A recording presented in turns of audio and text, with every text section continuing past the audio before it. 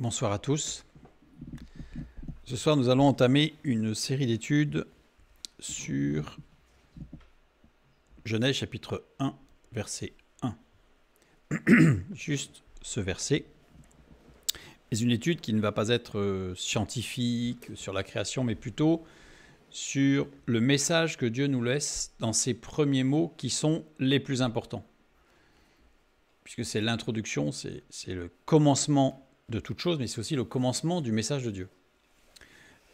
Donc on va le voir, extrêmement important, dans sa construction hébraïque, la langue hébreu de départ. C'est un exercice, ce soir, que je trouve difficile. Pas forcément compliqué, mais difficile. Parce que nous allons faire une introduction, comme le titre l'indique, à l'écriture hébraïque, à savoir, nous allons expliquer comment le texte biblique est écrit et comment est-ce qu'on peut le lire en plus d'une lecture, je dirais, suivie, normale, entre guillemets, classique.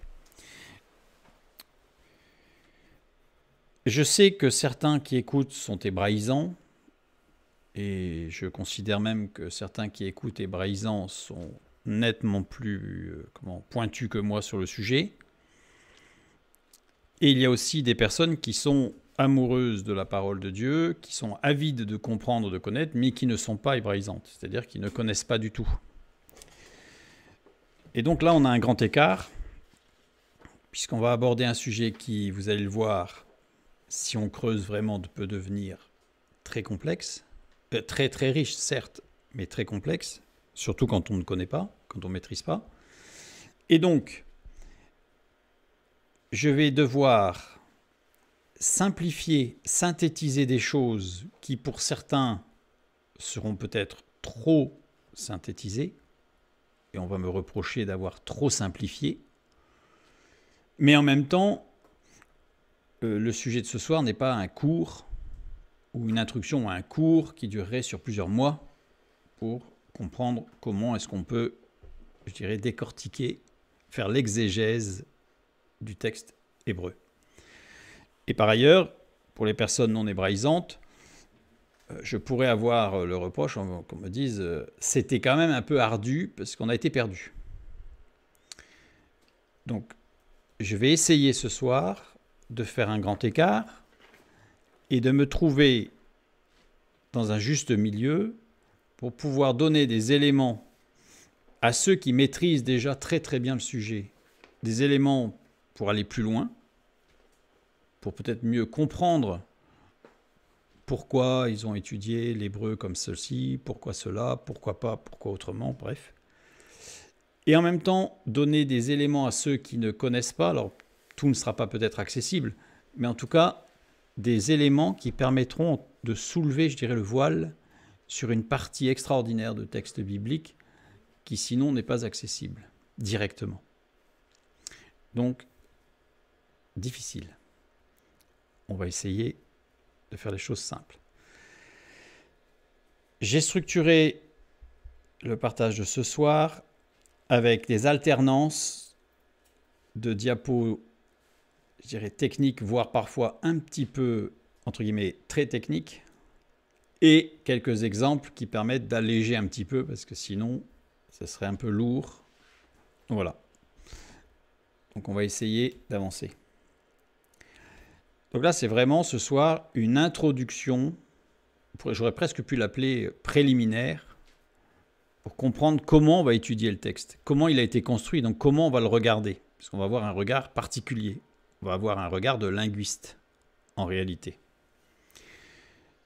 Et la prochaine fois, nous ferons une introduction à l'étude, cette fois-ci, mais non plus à l'écriture hébraïque, mais une introduction au texte biblique, de façon plus générale, avec les clés de lecture. Ce sera la prochaine fois. Parce que tout d'un coup, ça ferait beaucoup. Bien. Nous allons commencer par un texte qui nous parle justement de l'écriture, 2 Timothée, chapitre 3, les versets 16 et 17. Toute écriture est inspirée de Dieu et utile pour enseigner, pour convaincre, pour corriger, pour instruire dans la justice, afin que l'homme de Dieu soit accompli et propre, à toute bonne œuvre. Toute écriture. Toutes, c'est pas en grec. Pas qui veut dire individuellement, c'est-à-dire chaque écriture, chaque texte, je dirais chaque graphème, chaque construction, chaque mot est inspiré de Dieu. Mais aussi chaque partie, chaque composant, on va en parler un peu plus loin, mais aussi collectivement, c'est-à-dire l'ensemble. Nous n'avons pas une sorte de patchwork de textes inspirés dans tous les sens, mais quelque chose de très cohérent, et nous allons en parler un peu plus loin, mais c'est pas. Donc l'ensemble, tous les types, inspirés de Dieu, theopneustos. En grec, c'est un apax. C'est un apax dans la parole de Dieu, il n'apparaît que là. Il est formé de théos, Dieu, et pneustos, qui vient de pnéo, il y a 7 occurrences de pnéo, et qui veut dire respiration, souffle. Donc c'est le souffle de Dieu, c'est la respiration de Dieu. Quand je parle d'apax pour théopneustos, il faut quand même souligner quelque chose d'intéressant, c'est qu'il n'y a qu'une seule autre utilisation du terme dans la littérature grecque. C'est-à-dire qu'elle est une seule fois ici et une seule fois dans un autre texte grec, écrit par Plutarque, pour décrire l'inspiration divine supposée des oracles de Pythie, qui était la prêtresse d'Apollon à Delphes. Alors ce qui est intéressant, c'est que Plutarque est né en 46, il rentre à l'école platonicienne d'Athènes en 65, devient ambassadeur en Égypte en 69, il se retire définitivement dans sa ville natale en 90, après Jésus-Christ, et devient l'un des 2 prêtres du temple d'Apollon à Delphes de 96 jusqu'à sa mort en 125. Alors c'est intéressant, parce que c'est dans De Pythiae Oraculis, sur les oracles de Pythie, écrit après 96 que le terme théopneustos apparaît, montrant qu'il s'est inspiré d'un texte du Nouveau Testament et non l'inverse. C'est-à-dire que c'est intéressant parce qu'il n'y ait pas d'amalgame. Le texte du Nouveau Testament ne prend pas un mot qui a été utilisé dans un contexte de divination. C'est l'inverse. C'est que ce texte a été, entre guillemets, inventé par le Saint-Esprit, puisqu'inspiré par lui, pour exprimer quelque chose de très très fort. Et ce texte a été réutilisé ensuite dans un contexte, je dirais, de divination, de la Pythie. Donc qu'on ne fasse pas l'amalgame et qu'on n'inverse pas les choses. Donc ça veut dire que je peux dire que c'est un apax exclusif, c'est-à-dire qu'en fait il n'apparaît que là en réalité, puisque c'est là qu'on y a la définition de ce que ce mot signifie. Il a été repris après par Plutarque et en plus qu'une seule fois. Toute la parole de Dieu, dans chaque élément constitutif et dans son ensemble, est souffle de Dieu. Et le souffle de Dieu. Chaque terme, chaque mot.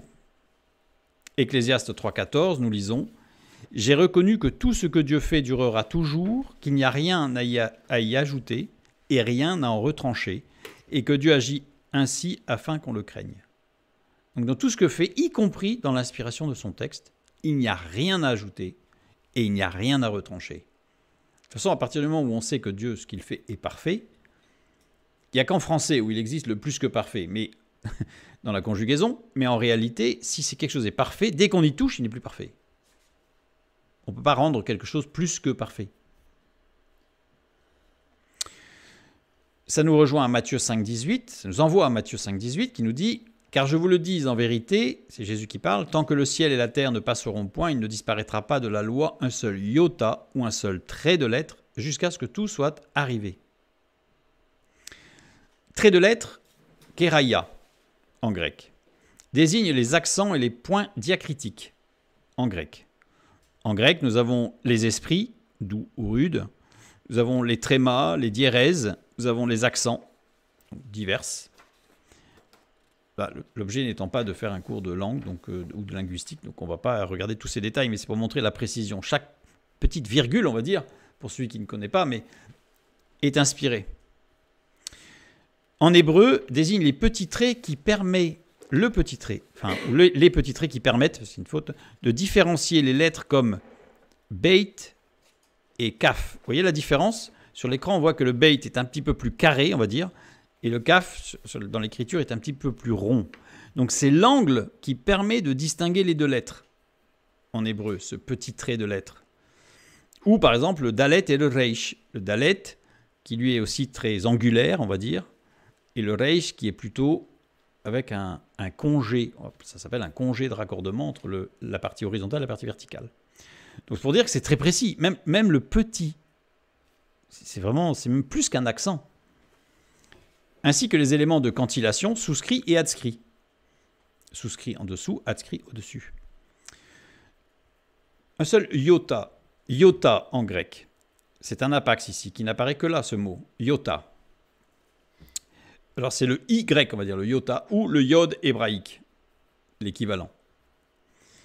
Il existe le iota souscrit, par exemple, sous un alpha ou un eta ou un oméga, ici on a un tout petit, en fait c'est l'équivalent du iota, donc un petit i, on va dire, qui est écrit tout petit dessous. Ce n'est pas une virgule, c'est un petit iota. Indique l'existence d'une diphtongue initialement portée par la lettre iota dans le mot, finalement disparue, mais rappelée par ce petit iota souscrit. Donc ça veut dire que, on le dit, normalement en parler, il doit y avoir la diphtongue avec le i, le son i, mais comme on ne l'écrit pas, pour ne pas l'oublier, on l'écrit en petit dessous. Et il existe le iota adscrit, en général après une majuscule, mais pas exclusivement, mais en général c'est quand même après une majuscule. Ici un petit iota. Dans le cas de diphtongue sur une majuscule, le plus souvent le iota est placé à côté de la majuscule. Alors cette écriture, elle est surtout venue à partir de l'imprimerie, parce que pour l'imprimerie c'était délicat de mettre des majuscules avec des petites choses dessous. Voilà, donc c'était plutôt pratique, mais ça s'est généralisé. Dans certains cas, les iotas souscrits et adscrits ne se prononcent pas. Alors c'est dans certains cas où on ne prononce pas la diphtongue, mais on signale qu'il y en avait une qu'on ne prononce pas. Vous voyez, c'est précis. Hein. C'est très très précis. Je reprends notre texte, sur l'inspiration du texte. Donc on a compris, toute écriture est inspirée de Dieu dans le moindre détail, je dirais, de l'écriture, et utile pour enseigner. Le utile, ici, ophélimos, c'est littéralement une aide. C'est bénéfique. C'est réparant. Pour les épicuriens, donc les philosophes, ce terme est lié au plaisir et à l'absence de douleur, alors que pour les stoïciens, le terme était lié à la vertu morale et à la conformité à la nature. Dans un contexte biblique, on ne va pas dire conformité à la nature, mais conformité à la volonté de Dieu. C'est-à-dire que c'est une aide bénéfique, réparante, pour que nous puissions retrouver une moralité, on va dire une harmonie intérieure conforme à la volonté de Dieu. C'est très précis, dans chaque détail. Pour instruire, le verbe instruire, paideia. Paideia, dans la littérature chrétienne, c'est une discipline sévère accompagnée de châtiment. C'est une instruction sévère, avec une règle pour taper sur les doigts. Dans la littérature grecque, ça ne veut pas dire ça. La littérature grecque, c'est l'éducation morale et intellectuelle, en particulier des enfants, mais sans aucune notion de châtiment. Aucune. La notion de châtiment a été introduite à partir du 2e, 3e siècle après Jésus-Christ, par le christianisme. La base, la paideia, c'est la base de l'éducation en Grèce antique, qui est l'apprentissage du chant, enfin surtout, c'est l'apprentissage du chant et des instruments de musique. Ça passait surtout par le chant et l'instrument de musique pour avoir une base éducative solide. Dans la justice, pour instruire, on a compris, c'est une base de l'éducation, donc c'est une dynamique éducative qui se fait dans la douceur et dans l'harmonie, et qui va dans la justice. Dikaiosune. Dikaiosune, état de ce qui est comme il devrait être. C'est pas vraiment la justice en fait. Plutôt, on pourrait, si on voulait être plus précis en français, on pourrait peut-être dire la justesse. C'est-à-dire être juste comme il faut. C'est une vertu fondamentale chez les Grecs qui régissait la relation entre les individus et la société ainsi que la relation entre les individus eux-mêmes. Elle était associée à l'idée d'ordre, d'équité, de respect des droits et des devoirs, et de recherche de l'excellence morale. C'est ça le mot, dit Kaiosune, qui a été traduit par justice. Ce que je trouve dommage dans justice, c'est qu'on a quelque chose de froid, de tranchant, la justice. C'est le marteau du juge qui tombe. Alors qu'en grec, c'est pas du tout ça. En grec, c'est une vertu. Alors déjà, une vertu, c'est quelque chose de très noble, c'est quelque chose qui envahit tout, qui régit les relations entre les individus et la société et les individus entre eux. C'est quelque chose de très dynamique, très chaud au contraire, très social, très relationnel. Quand on parle des stoïciens, par rapport à l'utilité, on va dire, les stoïciens, le stoïcisme est une construction collective reposant sur l'idée selon laquelle il vaut mieux aborder les sentiments et le monde avec rationalité plutôt que d'être à la merci de son destin et de ses émotions. C'est intéressant comme approche. Et de voir que le Saint-Esprit a inspiré ce mot-là particulier pour désigner l'utilité du texte biblique. L'aide bénéfique et réparante qui permet d'arriver à la conformité à la volonté de Dieu.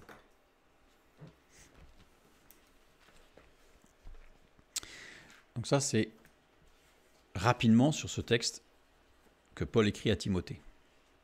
Romains 15,4. Or, tout ce qui a été écrit d'avance l'a été pour notre instruction, afin que, par la patience et par la consolation que donnent les Écritures, nous possédions l'espérance. Le mot patience ici, qui, en tout cas, a une connotation dans le français de passivité. Quand on dit à quelqu'un « sois patient », il faut attendre, inactif, que ça vienne. C'est opumone, qui veut dire persévérance, patience, fermeté, constance. Pour les Grecs, ce terme désigne une vertu essentielle pour faire face aux difficultés et aux adversités. Donc c'est précis. Notion étroitement liée à la maîtrise de soi et à la sagesse, impliquant la capacité de garder son sang-froid dans les situations difficiles, de surmonter les frustrations et les déceptions et de faire preuve de résistance face aux défis et aux épreuves. On sent quelque chose de beaucoup plus dynamique. C'est pas passif, c'est très actif au contraire. C'est très actif. Opumone, il s'agit d'une force active qui permet de persévérer dans la poursuite des objectifs malgré les obstacles ou les délais. Elle implique la patience dans l'effort, la patience dans la recherche de la vérité et la patience dans le développement personnel. Voilà tout ce que porte le mot patience. Donc, or, tout ce qui a été écrit d'avance l'a été pour notre instruction, afin que, dans cette dynamique de persévérance, de stabilité, d'endurance, on peut continuer.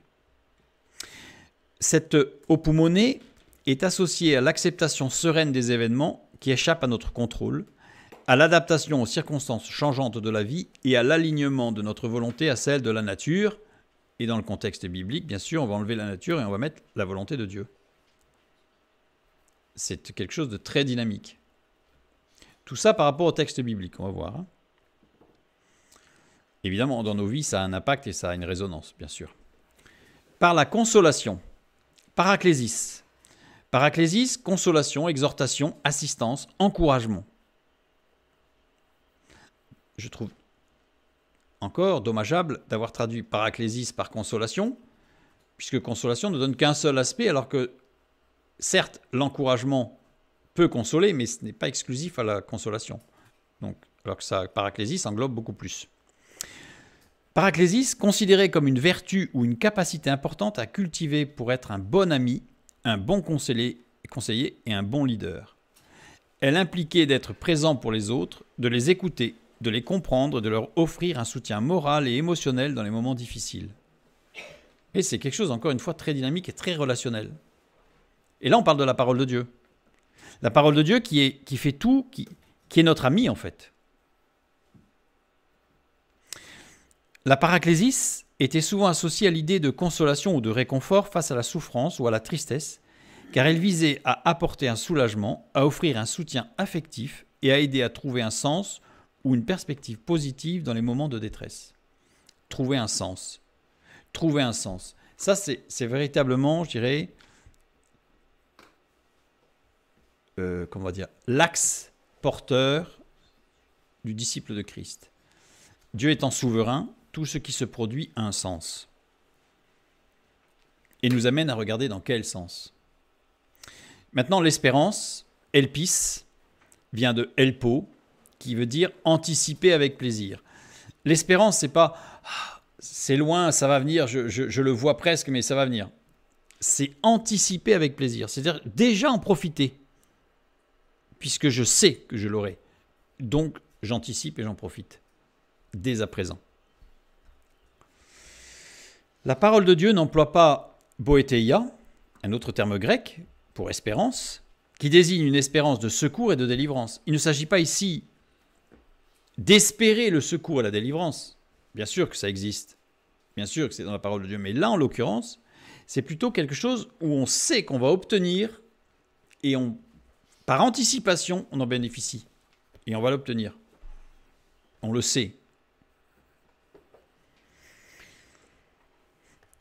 Instruction. Vous avez vu comme ce verset est riche. Didascalia. La didascalia est considérée comme une activité noble et essentielle dans le processus de formation des individus.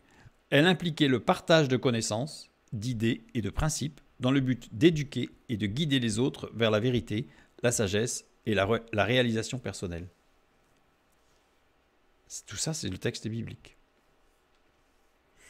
Moyen de partager ses connaissances et de guider les autres vers la vertu, la sagesse et la réalisation de soi.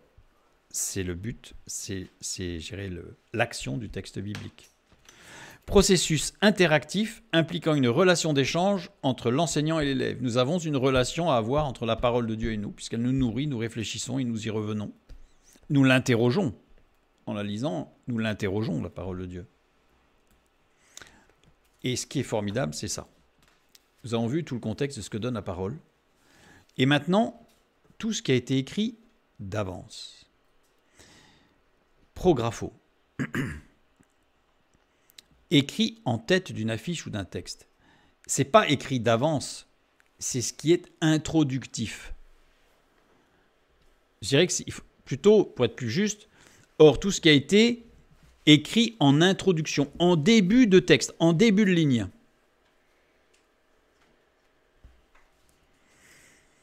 Faire savoir par un écrit exposé en public.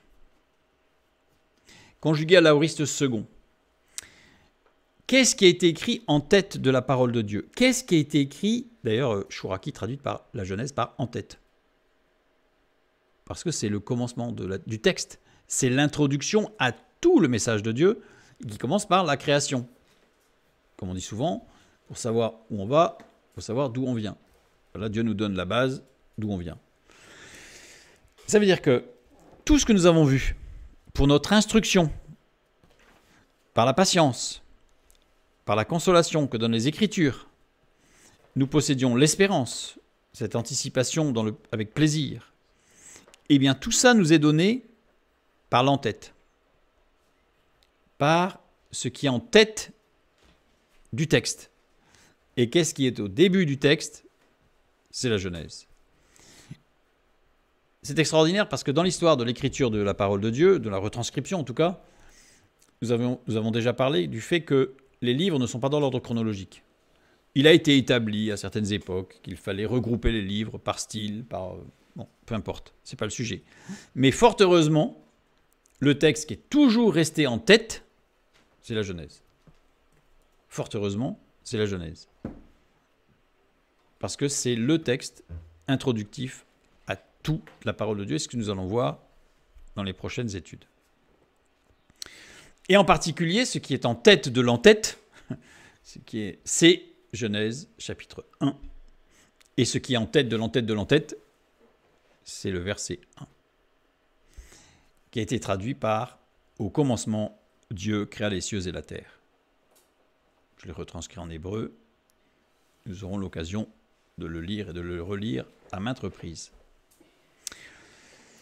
Petit détour sur l'écriture de la langue hébraïque biblique. C'est là maintenant que nous allons regarder de plus près comment le texte de l'Ancien Testament a été écrit, structuré, sémantiquement, je dirais, morphologiquement parlant.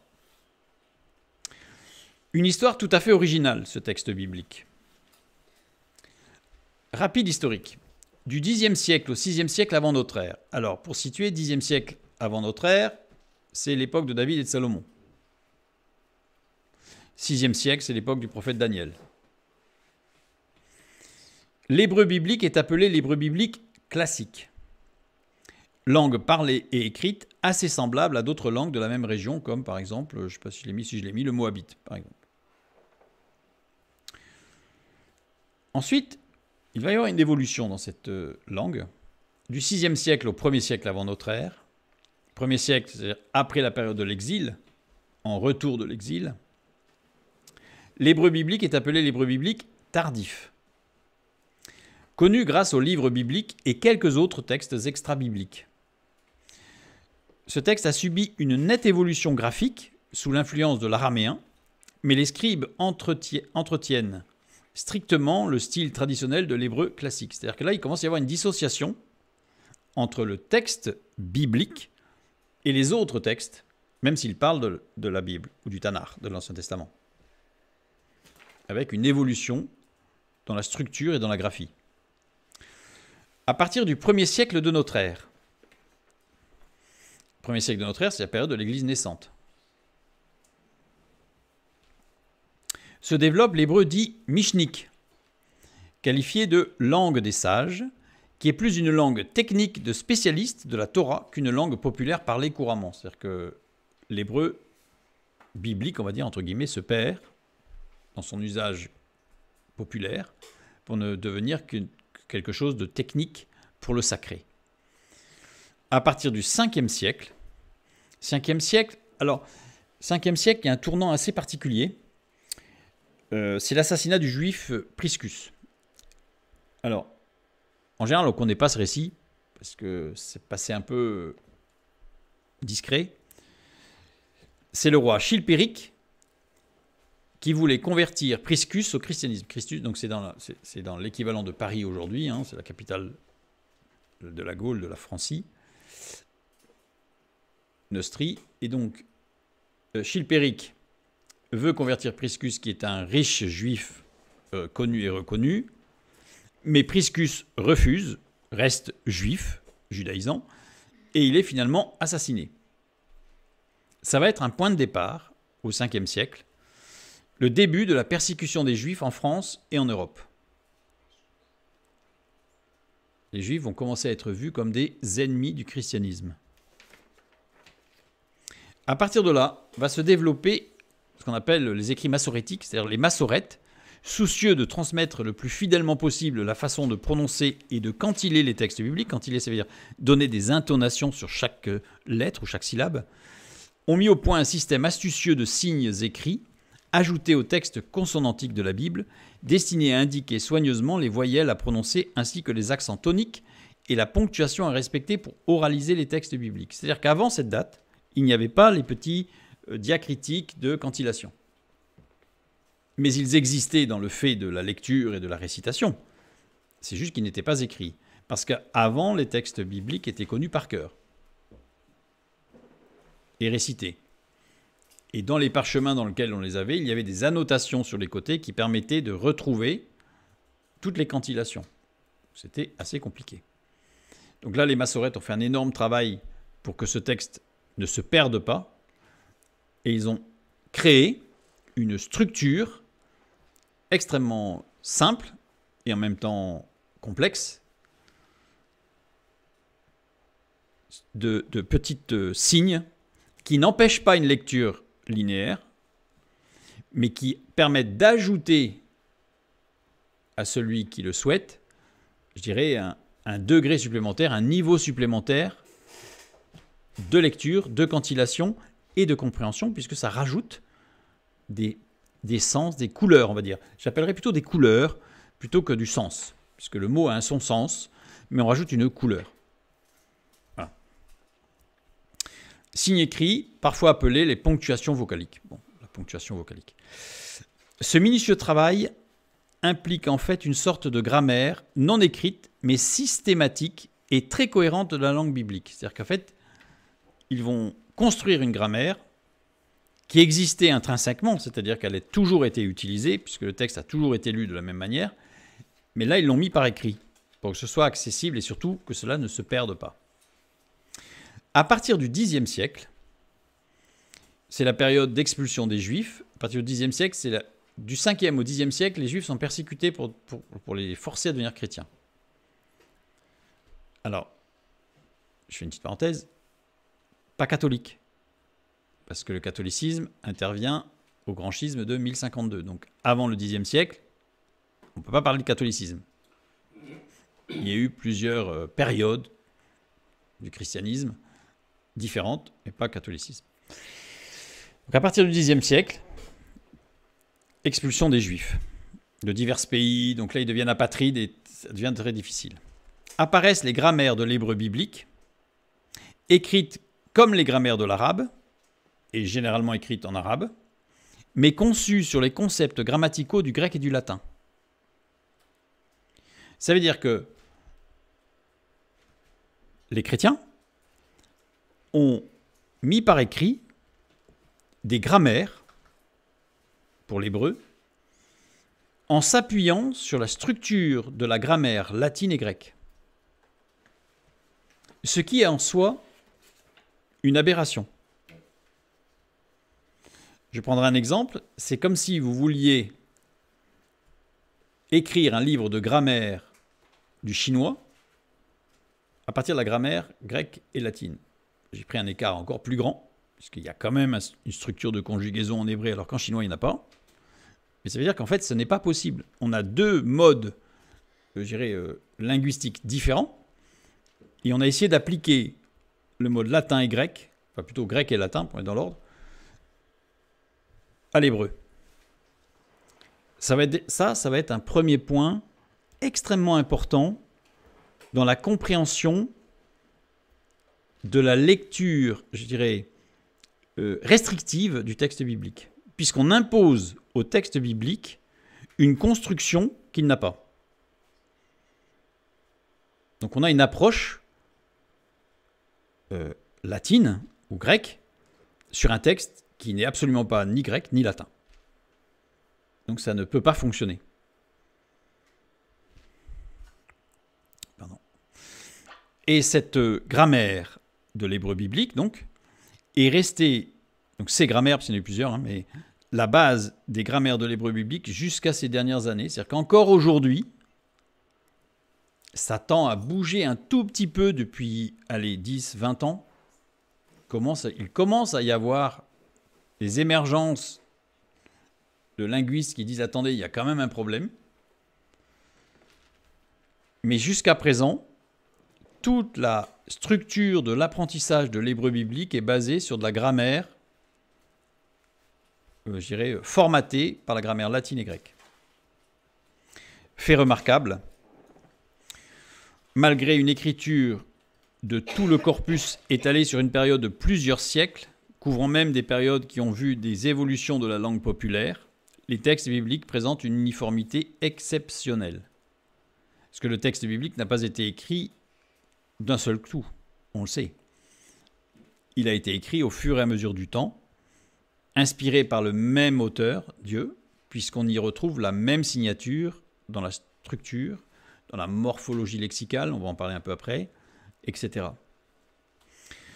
Il existe de légères différences qui correspondent davantage à des styles de syntaxe qu'à des évolutions de grammaire ou de lexicologie. C'est-à-dire que, fondamentalement, le texte n'a pas changé, ni dans sa structure lexicale, ni dans sa morphologie, ni dans sa construction grammaticale.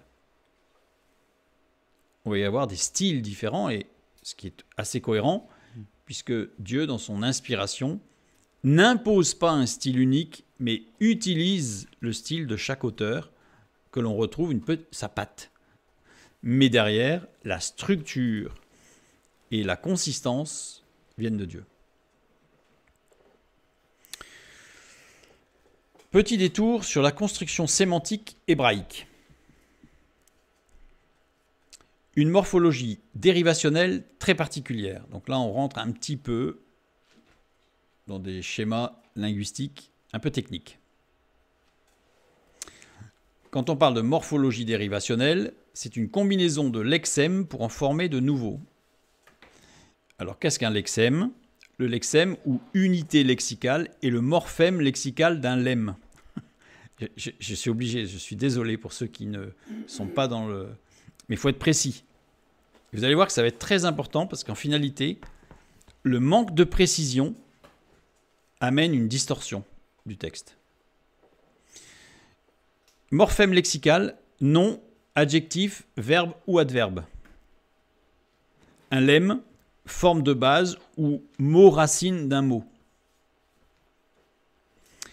L'hébreu biblique, comme de nombreuses langues sémitiques, et tout particulièrement l'arabe, pour ceux qui connaissent l'arabe, c'est des langues, l'hébreu et l'arabe sont très très proches, est construite sur une base de consonnes auxquelles s'ajoutent des voyelles ou des accents vocaliques. Consonnes. Les consonnes jouent le rôle d'une armure ou d'un squelette stable et constant, pour l'image qu'on pourrait donner. Les voyelles ou les accents vocaliques se trouvent être des éléments variables. On a un squelette et on vient y ajouter des voyelles qui ne changent rien à la structure, au sens, je dirais, structurel du mot, mais qui vont lui donner des orientations différentes. Évidemment, en français ou dans toutes les langues latines, ça ne marche pas. Ça marche pas. Je ne peux pas dire le mot table, formé de TBL comme base, et je dis table, mais je pourrais dire tubleau, parce que je change les voyelles, et ça voudrait dire quelque chose qui ressemble à table, mais qui a une orientation différente. Ça ne marche pas. En hébreu, ça fonctionne. Et dans d'autres langues sémitiques, comme l'arabe aussi. Évidemment, donc vous voyez que la structure même de penser en latin sur une langue comme ça ne marche pas. Si nous retrouvons de légères variations au cours des siècles, il s'agit davantage de variations vocaliques que structurelles, c'est-à-dire qu'on va y retrouver des variations vocaliques parfois dans certains textes, mais pas des variations structurelles au niveau des consonnes. Deux considérations du texte biblique qui vont influencer de façon considérable, voire fondamentale, l'approche du texte biblique. Il y a deux considérations du texte. Premièrement, le texte biblique a forcément été uniformisé au fur et à mesure des copies des textes ou ponctuellement dans l'histoire. C'est la grande théorie en vogue. Ou le texte biblique est demeuré inchangé tout au long de l'histoire. Théorie qu'on va appeler dépassée, pour la plupart. Il s'agirait, dans la première considération, de copistes qui, au fur et à mesure, auraient uniformisé les structures consonantiques du texte et des massorettes, puis des nakdamim, qui auraient uniformisé la vocalisation des textes pour rester conforme à une lecture synagogale du Tanakh. C'est-à-dire qu'en fait, on considère que ce sont des spécialistes, des érudits, on va dire, je résume un peu, mais qui se seraient efforcés au fur et à mesure du temps d'uniformiser pour donner l'impression que c'était quelque chose d'uniformisé, mais ça ne l'était pas. Nakdamim, successeur des massorettes dans la transmission du texte biblique fixé selon la norme massorétique au XIIe siècle. Donc c'est un peu la suite des massorettes. Certains pensent que les écrivains eux-mêmes auraient fait l'effort de normaliser leurs propres écrits avec les précédents. C'est-à-dire que comme il y avait des écrits précédents et qu'on voulait que ça fasse partie du corpus, on s'est efforcé d'étudier le corpus pour pouvoir dire je fais un texte qui rentre dans la conformité du corpus. C'est la grande théorie. Alors, je vais traiter ici de l'impossibilité d'une uniformisation tardive ou non du texte biblique. Je dis tardive ou non parce qu'il y a plusieurs théories sur Osias, sur même encore plus tard. Enfin voilà, je ne rentre pas dans les détails. Je vais montrer que cette théorie, elle est impossible à tenir. Il y a au moins 3 faits ou analyses qui permettent de montrer que c'est impossible. Simple. Les textes connexes aux écrits bibliques, en particulier la Mishnah par exemple, mais vraiment particulier, comportent des structures très différentes de celles des textes bibliques. La Mishnah, écrite en hébreu, la première et la plus importante des sources rabbiniques obtenues par compilation des lois orales juives, défendues par les pharisiens, considérée comme le premier ouvrage de littérature rabbinique, la Mishnah, écrite en hébreu. Pourquoi les massorètes, exégètes et nagdanim auraient-ils homogénéisé les textes bibliques entre eux et pas leurs commentaires multiséculiers? C'est pas logique. Si vraiment il y avait eu, je dirais, une refonte du texte, tout aurait été refondu. Pas que le texte biblique, mais aussi la Mishnah. Or, la Mishnah, elle a suivi les évolutions de l'écriture, mais pas le texte biblique. De façon usuelle, les commentateurs affirment sans aucun fondement factuel, c'est-à-dire qu'en fait c'est gratuit, je dirais, c'est subjectif, il n'y a rien, que les écrivains bibliques auraient cherché à imiter le type à la fois sacré et classique des premiers écrits bibliques, mais ils ne l'auraient pas imité dans le Midrash ou la Mishnah, qui sont considérés par les Juifs comme étant aussi sacrés. Midrash, les Midrashim sont une tradition orale censée être enseignée depuis le don de la Torah du mont Sinaï, donc imaginez. Elle est mise par écrit après la clôture du Talmud vers le 9e, 10e siècle. Pourquoi il n'y aurait pas eu d'homogénéisation? Deuxième argument. Des écrivains n'avaient pas accès aux textes précédents de façon suffisamment complète pour pouvoir s'assurer de l'homogénéisation de leurs propres textes. Par exemple, au 9e siècle avant notre ère, Amos a reçu d'Amatzia, un prêtre corrompu adorateur du veau d'or, l'ordre de cesser de prophétiser en Israël. Amos a répondu en ces termes. « J'étais gardien de troupeaux et pinceur des figues, du sycomore. Dieu m'a alors pris de derrière le petit bétail et il m'a dit « Va, prophétise à mon peuple d'Israël. » Amos, chapitre 7, des versets 14 et 15. Il était pinceur de figues. Le métier de pinceur de figues était réservé à des personnes sans instruction ne pouvant généralement pas exercer un autre métier et très souvent analphabètes. Bon, en l'occurrence, ce n'est pas analphabète, il a écrit. Mais pour montrer que le pinceur de figues, c'est celui qui devait faire une entaille avec un couteau sur chaque figue dans les sycomores, parce que c'était pour qu'il puisse se développer. Je ne vais pas rentrer dans le détail agricole, mais pour qu'elle puisse se développer et mûrir. Donc ça ne nécessitait aucune connaissance. C'était le métier le plus bas. Amos était pinceur de figues. Amos non seulement n'avait pas accès au texte écrit par ses prédécesseurs, mais en plus, il n'avait pas la faculté d'effectuer un travail aussi fastidieux et minutieux que de vérifier la structure de tous les mots, d'autant plus que nous rencontrons régulièrement dans tous les textes des apax qui font tout de même appel à des racines communes. C'est-à-dire qu'en fait, c'était impossible. Sans considérer le travail, mais énorme que ça aurait été si ça avait été le cas. C'était impossible. Troisième argument. Les copistes avaient une extraordinaire conscience de la sainteté des textes sur lesquels ils travaillaient, tout comme tous ceux qui les consultaient et les interprétaient d'ailleurs. Il ne s'agissait pas de toucher le texte lu avec le doigt, on utilisait un yad. Un yad, ou main, ou la etzba, enfin bon, était un pointeur de lecture à usage liturgique, conçu pour la lecture de la Torah à partir du parchemin des Sifrei, Torah. Le yad a pour but d'éviter les contacts indésirables avec le parchemin. Imaginez, pour eux, l'écriture était tellement sainte qu'ils ne se permettaient pas de toucher le texte avec leurs doigts. Ils le lisaient en suivant avec un yad, c'est-à-dire une tige avec au bout, il y avait un doigt ou une main qui était sculptée, et ils suivaient avec ça pour ne pas toucher du doigt. Les parchemins, une fois rendus inutilisables, avec le temps, ne sont pas détruits, mais ils sont déposés religieusement dans un lieu spécifique, le lieu du trésor, tellement le respect de la sacralité du texte est grande. Imaginez que ces mêmes copistes auraient sciemment homogénéisé le texte et quelque peu illogique. Ça veut dire qu'on suppose que ces gens-là, qui avaient un tel respect qu'ils ne se permettaient pas de poser le doigt sur le parchemin, se serait permis de corriger le texte. C'est totalement incohérent. C'est totalement incohérent.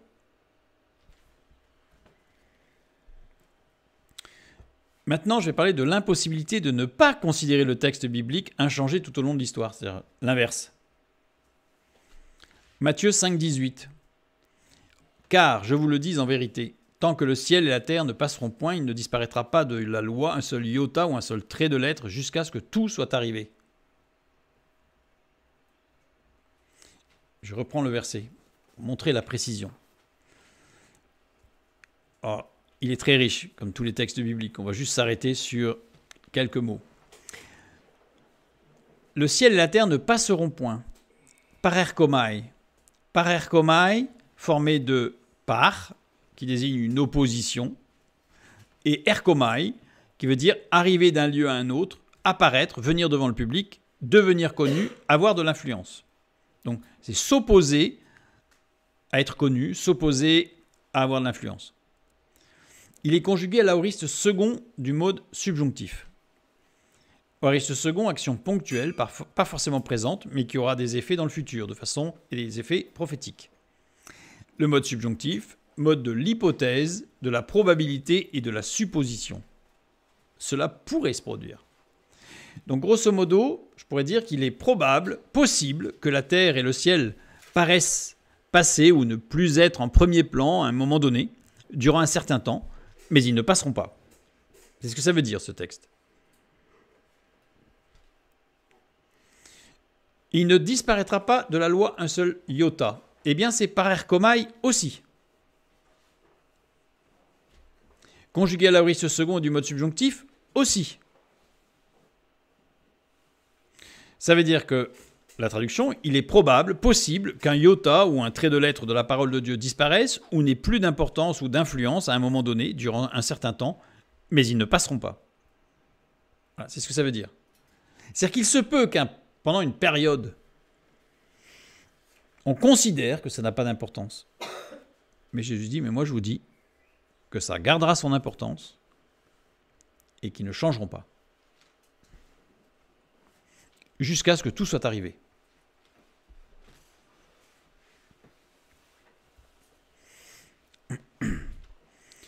On a un autre texte dans Luc chapitre 16, le verset 17. « Il est plus facile que le ciel et la terre passent qu'il ne l'est qu'un seul trait de lettre de la loi vienne à tomber. » Passe parerkomai aussi. Conjugué à l'aoriste second aussi. Donc on a dans la même ligne, dans la même pensée. La loi, c'est-à-dire l'Ancien Testament, gardera au travers de chaque lettre ou trait de lettre,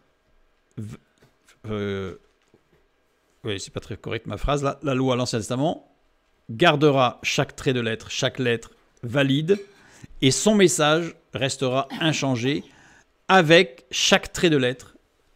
On ne transformera pas un dalet en reish, le petit angle, comme je disais tout à l'heure, on ne transformera pas un diacritique, on n'enlèvera pas dans son sens, on n'enlèvera pas un diacritique, c'est Dieu qui veille.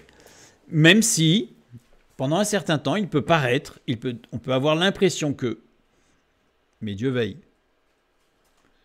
Comme dirait dans Ecclésiaste, chapitre 3, ce n'est pas parce que je ne vois rien se passer qu'il ne se passe rien. Ce n'est pas parce que je ne vois rien se passer que l'esprit ne travaille pas en profondeur. Avec toujours cette image de cette fleur, de cette graine qui germe sous terre, on ne voit rien. Et pourtant, il se passe beaucoup, beaucoup de choses. Et le jour où elle sort, c'est parce qu'au préalable, il s'est passé beaucoup de choses. Un exemple de l'importance de la considération des traits de lettres considérés comme anecdotiques. Parce que beaucoup considèrent que les diacritiques sont anecdotiques.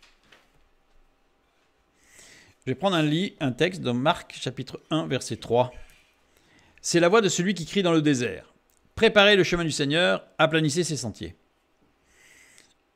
Marc fait référence à Isaïe 40, verset 3, que je mets en hébreu, ici, avec une traduction, je dirais mot à mot, avec les couleurs pour chaque mot. Voilà. Bon, je n'ai pas cherché à faire une traduction précise du texte, peu importe, l'objet n'est pas là. L'objet, c'est montrer la structure, et montrer un détail. Voilà. On va s'arrêter sur un détail, mais qui en réalité n'en est pas un. On va s'arrêter sur le deuxième mot, ici. Deuxième mot qui est celui qui crie. D'accord ? Il possède un zakef katon, c'est-à-dire ces deux petits points là qui sont au-dessus, donc adscrits par rapport au reish, le zakef katon, un diacritique de cantillation, mais aussi qui a un sens, et en particulier le sens de rupture de deuxième niveau. Ça veut dire quoi ? Ça veut dire que, ici, il ne faut pas lire « c'est la voix de celui qui crie dans le désert », préparer le chemin, mais c'est la voix de celui qui crie, dans le désert, préparer le chemin de l'Éternel, aplanissez ses sentiers. Ça change tout. Ça change tout. Dieu ne nous demande pas de crier dans le désert. Mais il nous dit qu'au travers de nos déserts, nous préparons le chemin de l'Éternel. C'est totalement différent. Donc, j'ai pris cet exemple pour montrer que le Nouveau Testament ne peut pas se passer de l'Ancien Testament. Et nous verrons que l'Ancien Testament ne peut pas se passer du Nouveau Testament. Nous le verrons un peu plus tard. Je reviens sur les deux considérations. Le texte biblique, si on considère qu'il a été uniformisé au fur et à mesure des copies, ou alors même par un énorme travail sur Osias, ou peu importe, cette considération amène à considérer le texte biblique comme nécessitant des corrections. Mais oui, puisque s'il a été uniformisé, ça veut dire qu'il a été corrigé, donc il faut le recorriger dans l'autre sens. Et là, on y arrive à la critique textuelle des philosophes. Ne considérer qu'un seul des registres d'énonciation et finir par supprimer le registre récitatif, c'est-à-dire qui parle d'un récit. Combien de fois vous allez lire que la Bible, en fait, ce sont des histoires? C'est pour illustrer. Et puis, à la limite, dérapons un peu plus loin et allons-y, c'est un mythe. En le caractérisant de mythique, voilà, puis carrément, allez, on va encore plus loin jusqu'au fond de la fosse, là, mythologique.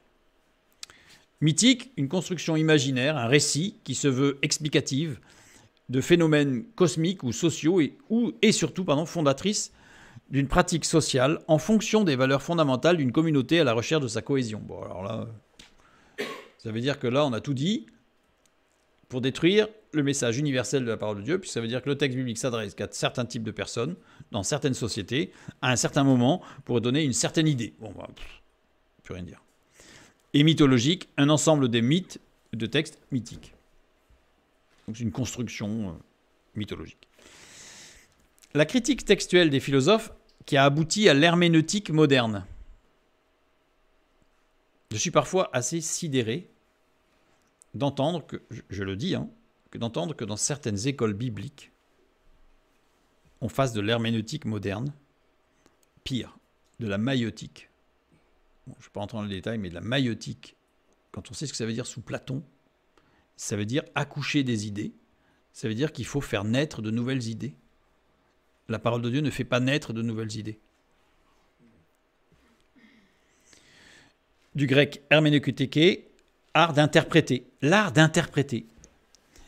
On a des cours pour exceller dans l'art d'interpréter.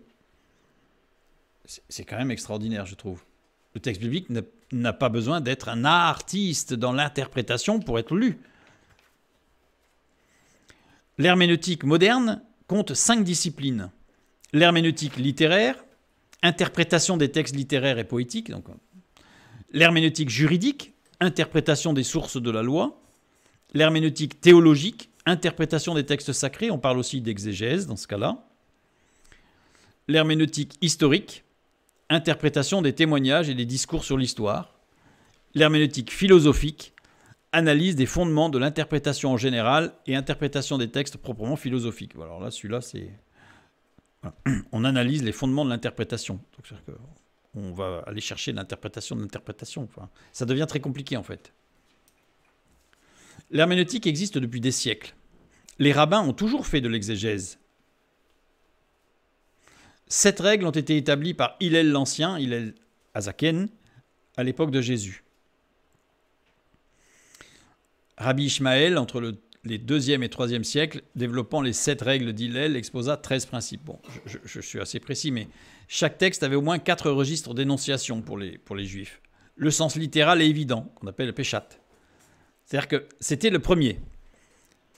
C'est-à-dire que déjà, bibliquement, dans l'exégèse, il ne faisait pas de l'herméneutique, il faisait de l'exégèse. Il disait, premier sens de lecture, ce que nous lisons en direct est vrai, point. Le sens allusif est liant les textes les uns aux autres, remes.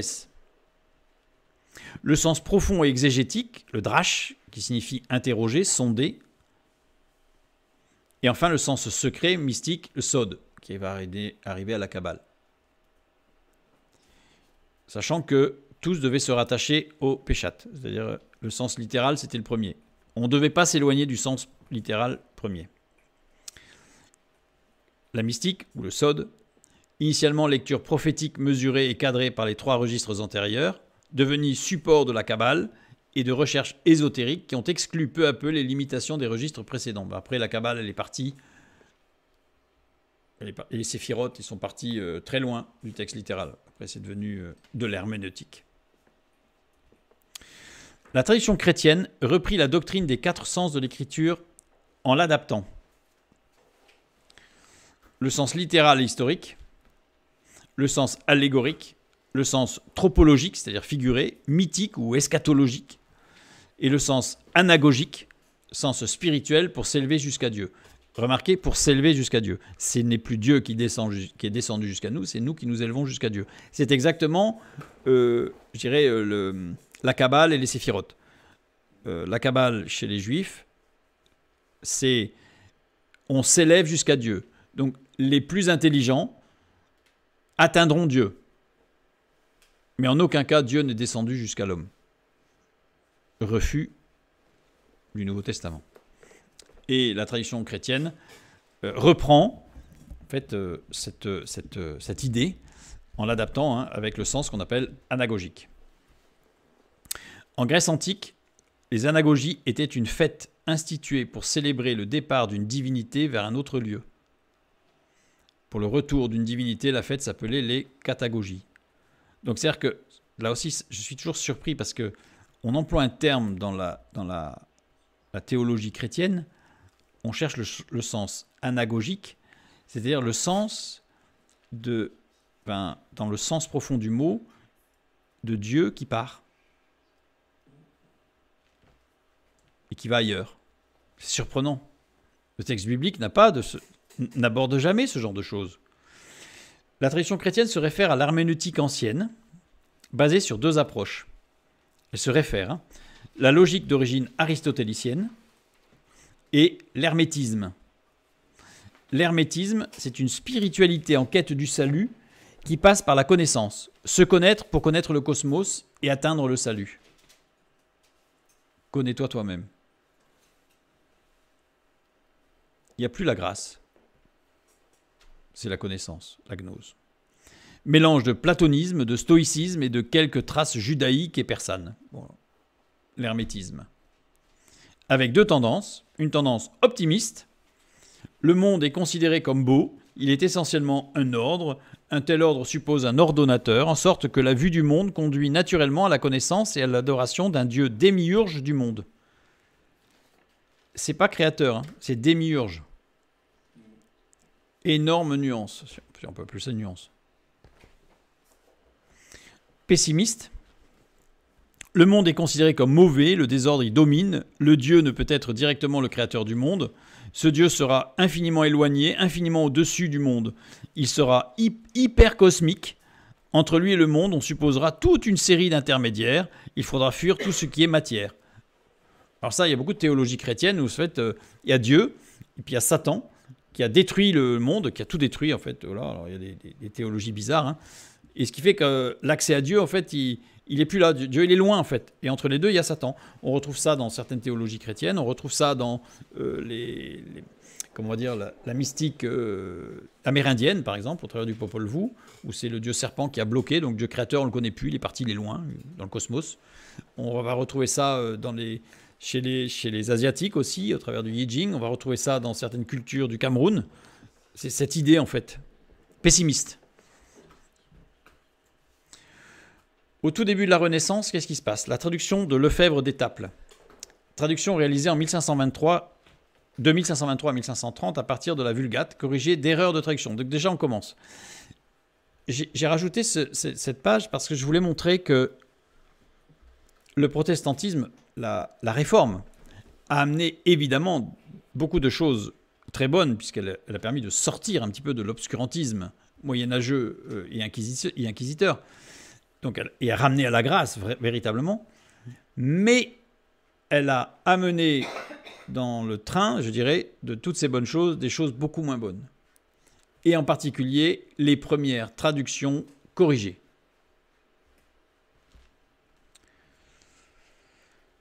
Bien que défendant certaines idées importantes pour la réforme, il resta catholique et chercha à réformer l'Église de l'intérieur. Certains de ses livres furent condamnés pour hérésie, accusés surtout de jansénisme. La traduction de Louvain, traduction réalisée de 1549 à 1550 par Nicolas Deleuze et François de Larbin, suite à une demande de Charles Quint, qui souhaitait une traduction plus correcte de la Vulgate. En français, d'après la traduction de Lefebvre d'Étaples, donc juste au-dessus, avec des corrections. En néerlandais, d'après la traduction de Lefebvre d'Étaples, aussi. Dès lors, on abandonne la distinction entre différentes lectures. Littérale, les récits sont historiques. Allégorique, les récits sont des leçons imagées. Tropologique, les enseignements sont spirituels ou eschatologiques. Anagogique, les textes nous permettent de nous élever jusqu'au divin. Création d'un nouvel outil de traduction, la philologie. Combinaison de critique littéraire, historique et linguistique d'un texte écrit. Le texte doit être corrigé par l'intelligence humaine. L'homme est tellement fort qu'il va corriger la copie de Dieu. Mais le mot philologie a évolué dans le temps. Pour Platon, goût pour la littérature et plus généralement pour l'érudition.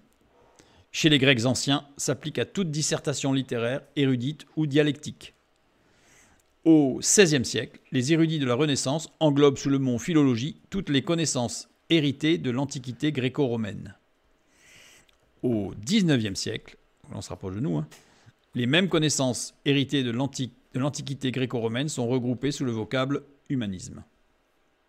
C'est l'infiltration de l'humanisme dans la Bible et dans les traductions bibliques que l'on va retrouver dans les traductions modernes et en particulier les toutes dernières traductions. Depuis le siècle des Lumières, c'est-à-dire le XVIIIe siècle, la Bible est utilisée pour renforcer les thèses des philosophes. Sachant que ceci a existé dès le XVIIe siècle avec Hobbes, ou on a aussi avec Machiavel, je renvoie vers nos études sur la philosophie et sur les philosophes, où on a parlé abondamment de Machiavel et de Hobbes. Pour récupérer la légitimité d'un texte fondateur. Eh oui. Lecture critique de la Bible. La Bible est critiquée. La Bible est critiquée. C'est incroyable. La raison prime sur toute compréhension. C'est-à-dire qu'en fait, on revient à l'état initial de la raison pour laquelle la Bible avait été traduite en latin, c'est-à-dire la Vulgate, à savoir que la Bible était inaccessible à n'importe qui du peuple, puisqu'il fallait avoir une érudition toute particulière pour comprendre le sens allégorique ou anagogique du texte.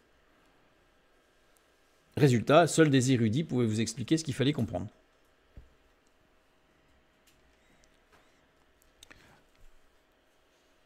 Donc on a vu que la première considération nécessite des corrections, enfin une lecture nécessite la pensée de se dire il faut corriger le texte. Et cette considération, cette nécessité de corriger le texte biblique, écarte systématiquement une quelconque approche sémasiologique du texte pour adopter une approche onomasiologique.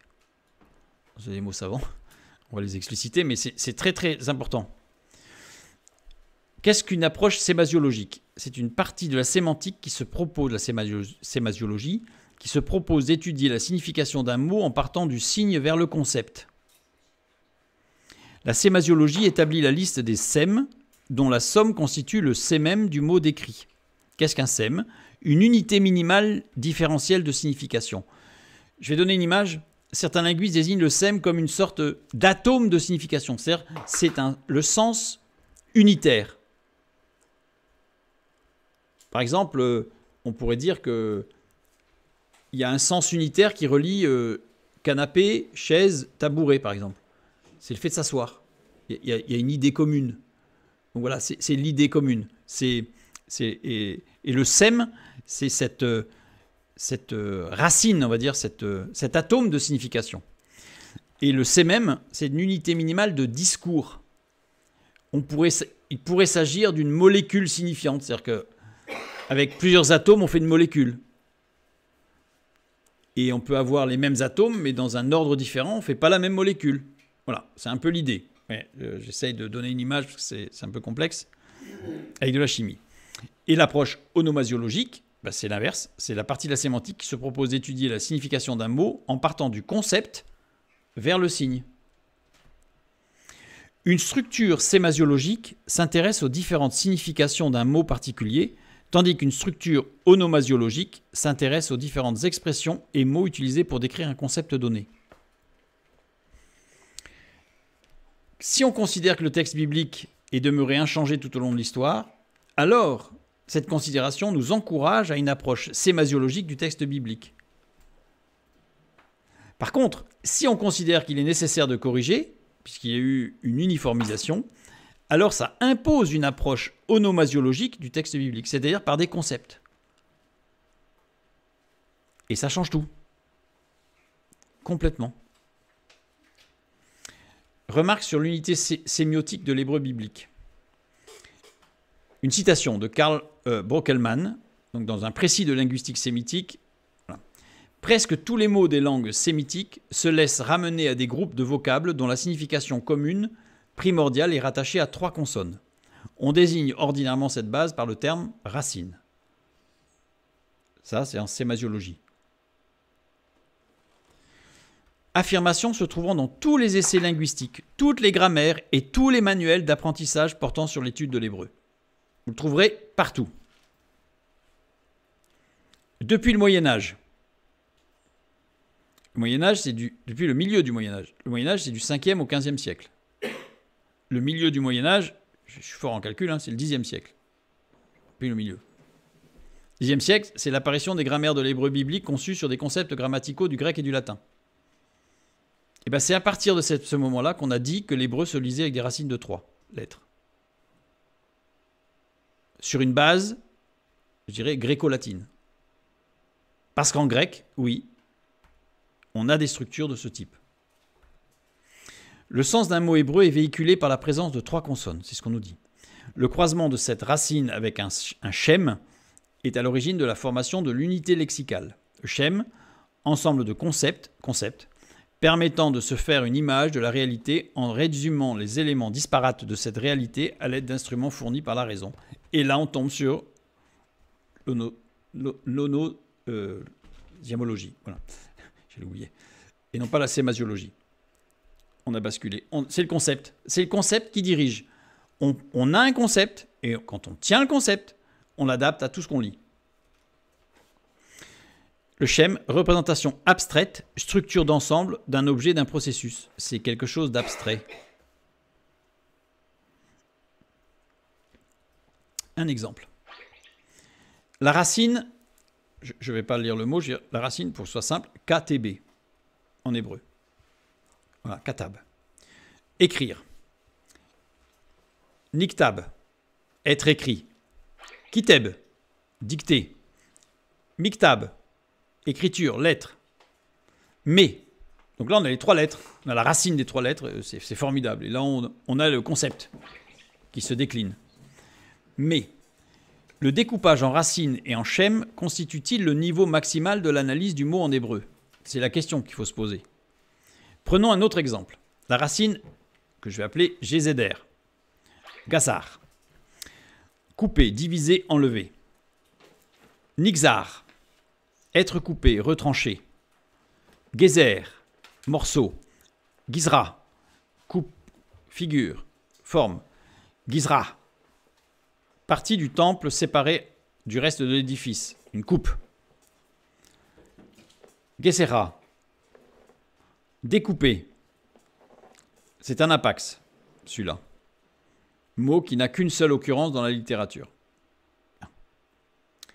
Là, on y trouve une structure. L'ensemble des mots sont des racines que je vais appeler GZR, c'est-à-dire C1, C2, C3. On retrouve. Mais regardons d'autres mots. Garaz, être coupé. Nous ne sommes plus sous la forme C1, C2, C3.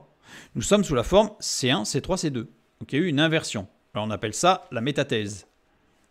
Du grec métathésis, permutation. Donc on a une permutation. Donc déjà là, on voit que c'est pas si simple que ça. Mais il y a encore d'autres formes. Gazaz, tondre, couper, ou gazal, arracher. Donc on voit bien que là, on n'est plus dans les 3, puisqu'on n'en a plus que 2, plus une autre lettre qui change, et pour autant, on a un sens qui se rejoint dans le concept. Donc on voit bien que la racine de 3 ne tient pas. Il y a forcément une structure plus petite que la racine de 3. Donc l'onomasiologie ne tient pas. Il va falloir descendre plus bas et commencer à construire l'inverse, passer à la sémasiologie. Depuis le Xe siècle toujours, le sens d'un mot hébreu est véhiculé par la présence de 3 consonnes. C'est ce qu'on nous dit, racine triconsonantique. Mais la construction hébraïque s'appuie sur des noyaux biconsonantiques. Continuons notre exemple avec cette racine gazar. On a donc gazar, gazaz, tondre, couper, garar, être scié. Ah, la construction sur des noyaux biconsonantiques n'est même pas suffisante. Elle n'est même pas suffisante, la biconsonantique. Il faut encore descendre. Garad, se gratter. Garas, être brisé. Gara, couper, ôter. Raga, on change, fendre, briser. En fait, le sens d'un mot provient des lettres employées dans sa racine triconsonantique, de l'enchaînement des lettres, du sens primordial de chaque lettre, gadad, creuser, se faire des incisions, gada, couper, briser, abattre, galach, raser, se raser, nega, coupler. Un exemple d'approche sémasiologique dans la construction de l'hébreu. Donc en fait, on a des racines de 3, mais qui se décomposent par une lecture de racine de 2 plus une lettre. Et donc la base, c'est la racine de 2 et chaque lettre. On va regarder le nom de Jésus. Très rapidement, parce qu'on pourrait y passer toute une soirée, rien que sur son nom. Yehoshua. Alors, il y a tout un débat sur Yeshua. Je ne rentre pas dans le débat. Dans l'Ancien Testament, c'est Josué. Josué, c'est Yehoshua. C'est le même nom. Ça a été traduit par Josué, parce qu'il ne fallait pas mettre Jésus, mais c'est le même nom. Donc Yehoshua. En plus, avec les flammes et tout ça, bon, je ne rentre pas dans le détail. Le sémem. Le sémem formé de 3 sèmes, puisqu'on prend des racines biconsonantiques. Là, en plus, c'est plus simple. C'est aussi pour ça que j'ai pris celui-là, parce qu'il a 6 lettres. Donc, on est sur des multiples de 2. Donc, c'est plus facile. Parce que quand on est sur des 5 lettres, là, il y a des jeux on va y voir un peu plus tout à l'heure. Mais voilà. On a la première biconsonne, première racine biconsonantique, qui désigne tout ce qui est la vie absolue manifestée. Et Yah, manifestation de Dieu dans son amour. Ce n'est pas le Dieu de l'amour, hein. C'est Dieu qui se manifeste dans l'amour. Vav, Shin, diffusion isotropique. Quand j'appelle isotropique, c'est-à-dire caractérise l'invariance des propriétés physiques d'un milieu, quelle que soit la direction ou la vitesse. C'est-à-dire dans toutes les directions, c'est pareil. Et Vav, Aïn, action d'embraser. Donc ça veut dire que dans sa construction, dans sa morphologie lexicale, Yehoshua est la manifestation de la vie absolue dans l'amour divin pour tous sans distinction et qui embrase, c'est-à-dire qui éclaire et qui réchauffe. Voilà Jésus. Son nom. Traduit par l'Éternel et salut, ou le salut en l'Éternel. Et voilà le sens, je dirais, structurel de Yehoshua. On va prendre un autre exemple, et après on s'arrêtera là. Le voyage des enfants d'Israël jusqu'en terre promise. Ils sont partis de Goshen, et ils sont allés jusqu'au mont Sinaï, ici, qui se trouve en Arabie. Le texte biblique nous le dit lui-même, il ne se trouve pas en Égypte ici, il est ici. Bref, le mont Sinaï. Et ensuite, ils sont remontés pour aller jusqu'au pays promis. Et dans Nombre 12-16, nous lisons « Après cela, le peuple partit de Hatzeroth et il campa dans le désert de Paran. » Paran, c'est là où ils se sont arrêtés, ici, là. à l'entrée. Paran. Paran vient de par, qui veut dire se glorifier, servir à sa gloire. Donc on a 3 consonnes, hein, triconsonantiques. Si je reprends le terme par, je regarde. Les 2 premières consonnes, racine biconsonantique. Ce qui est le plus apparent d'une chose, la partie qui frappe d'abord la vue. Reish représente la tête de l'homme, son mouvement déterminant, sa marche. Dans 1 Samuel 16, 7, nous lisons « Ne prends point garde à son apparence et à la hauteur de sa taille, car je l'ai rejeté. L'Éternel ne considère pas ce que l'homme considère. L'homme regarde à ce qui frappe les yeux, mais l'Éternel regarde au cœur. » Donc déjà, paran, de racine par, on voit que ça a frappé les yeux des enfants d'Israël. C'était intéressant. Par, encore. Les 2 lettres extrêmes. Ce qui engendre génère quelque chose. La lettre centrale, Aleph, qui représente Dieu. La réussite personnelle devient un Dieu. Ça engendre un Dieu. Parce que Dieu n'étant pas engendré par quoi que ce soit, évidemment. Il est éternel. Par, encore, on peut le lire la première lettre, la bouche de l'homme ou sa parole, et les deux lettres Aleph, Reish, qui coulent à flot. La parole qui coule à flot. Nous lisons dans Nombre 13, 27 à 29. Voici ce qu'ils racontèrent à Moïse. Nous sommes allés dans le pays où tu nous as envoyés. Et un peu plus loin, Nombre 13, 30, le verset suivant. Caleb fit taire le peuple qui murmurait contre Moïse. C'est-à-dire où les paroles coulaient à flot. Donc on voit que là où ils se sont arrêtés, ils ne se sont pas arrêtés n'importe où. Ils se sont arrêtés à un endroit où Dieu avait tout prévu, parce que c'est un endroit qui décrivait exactement l'état d'esprit des hommes à ce moment-là.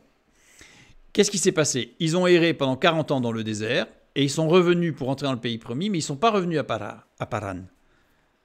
Ils sont revenus à Gilgal. Or, Gilgal, même racine que Golgotha. Pour rentrer dans le pays promis, il fallait passer par Golgotha. Il fallait passer par Gilgal, qui est dans la même racine. Je ne vais pas rentrer, parce que là, si on commence à rentrer sur la racine de Gilgal et Golgotha, on en a pour un moment, mais on va y revenir certainement plus tard. Mais c'est pour montrer que la structure même, je dirais la structure sémasiologique du texte biblique, inchangée depuis toujours dans sa structure, dans sa morphologie lexicale, nous permet d'avoir une lecture beaucoup plus profonde sans discréditer la lecture, je dirais, de premier niveau, simple, d'un enfant qui lit le texte. Et sans alourdir le texte, on va pouvoir rentrer dedans de façon très, très profonde. Nous continuerons la prochaine fois. Je voulais rajouter aussi une petite information. Le fait de rester sur une structure triconsonantique amène une réflexion, je dirais, un peu transcendantale, mais dans la transcendance même du texte. Si on évacue la structure biconsonantique avec une lettre de plus et les pivotements, les métathèses, vous savez, les permutations, voilà, des termes, ça veut dire qu'on évacue ce qu'en linguistique on appelle la double articulation. Alors, ça, il y a des choses techniques au niveau phonologique, mais je ne rentre pas dans ce domaine-là. Je vais juste rester sur l'idée conceptuelle. Pour ceux qui connaissent, la double articulation.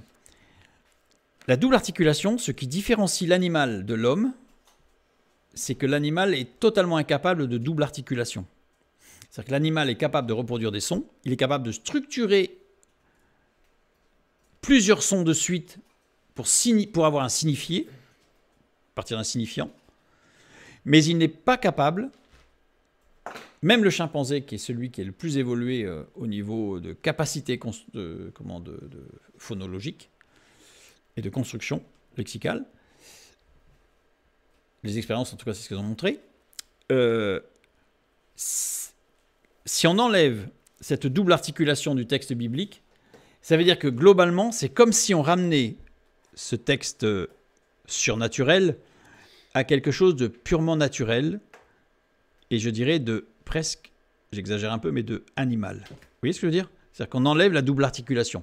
C'est-à-dire qu'on enlève l'intelligence. C'est-à-dire que Dieu nous a créés à son image et à sa ressemblance. C'est comme si on enlevait le démoute, la ressemblance. en hébreu. C'est comme si on enlevait en fait une partie de cette intelligence spirituelle et qui se révèle d'ailleurs par la double articulation qui est propre de l'homme dans son échange, je dirais, oral et écrit. Donc voilà, c'était juste... je trouve que c'est très très grave en réalité, cette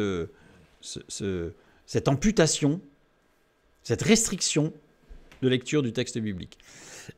Et un autre point qui est intéressant aussi, et là je vais faire par rapport à la bibliographie, bon j'ai mis une biographie un peu simplifiée, vous verrez qu'à la fin il y a les cours de phonologie, de morphologie lexicale, de morphologie flexionnelle, de sémantique lexicale, de sémantique textuelle, de sémantique référentielle, de sémantique sémiotique et de sémiotique générale, de licence de sciences du langage.